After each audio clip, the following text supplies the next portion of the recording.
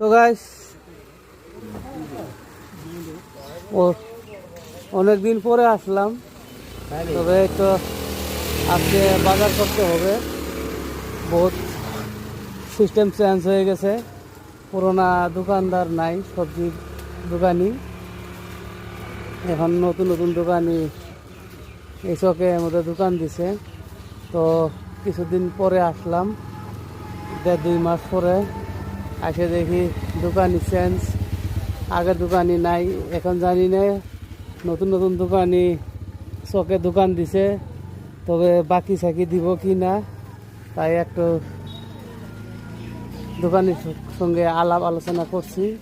তবে আমাকে বলছে না বাকি দিব, যাই হোক বাকি দিলে তো ভালোই। ওই যে আগে আসলে দোকানি, এখন বর্তমানে দোকানদার চেঞ্জ হয়ে গেল, আবার অন্য দোকান